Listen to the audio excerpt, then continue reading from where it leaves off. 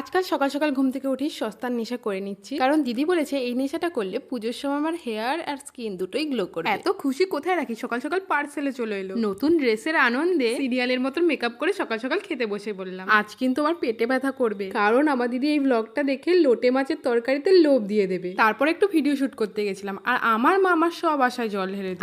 চিকেনে জল ঢেলে দিল, যার জন্য আর চিকেন কষাটাই খাওয়া হলো না। যাই হোক, 100 বছর আগে আমার দিদি দায়িত্ব দিয়েছিল এই ফ্রেমের ফটোগুলো চেঞ্জ করতে। বাড়ি এসে যদি দেখে এগুলো এখন আমি চেঞ্জ করিনি, তাহলে আমি তো শেষ। তার থেকে ভাবলাম চেঞ্জই করিনি, দেখতেও লাগবে বেশ। ভিডিও শুট করতে গিয়ে রুমের অবস্থাটা কিছুটা এরকম, তাই এক তরিতে করে দিলাম আগের মতন। আমি তো পৃথিবীর সব রকম ফেস ওয়াশ কিনি, কিন্তু সেটা ফেসের জন্য নয়, বডির জন্য। এত সুন্দর স্কিন বেসন আর চালের গুঁড়ো ছাড়া কিছুই শুট করে না, তাই ফেস ওয়াশ গুলো বডিতে ইউজ করা ছাড়া উপায় থাকে। অনেকটা আমার দিদি আর বোনের মতন, ওরা সুন্দর সুন্দর ড্রেস কিনে ভাবে ওরা পরবে বলে, কিন্তু ওরা পরতে পারে না, সেই আমাকেই দিয়ে দিতে হয়। কারণ ওদের এক সাইজ বড় ড্রেস কিনতে খুবই কষ্ট হয়। দুপুরে খেতে বসে মাকে বললাম, যাই বলো এখন আর চিকেন খেতে মজা আসে না। মা বললো, আসবে কি করে, এখন যে কে কোন পিস খাবে সেটা নিয়ে ঝগড়া করতে হয় না। সত্যি তাই, আগে ভাবতাম সব ভালো ভালো পিসগুলো মা মনে হয় দিদি আর বোনকে দিয়ে দিচ্ছে, এখন তো পুরোটাই আমার একার জন্যই রান্না হচ্ছে।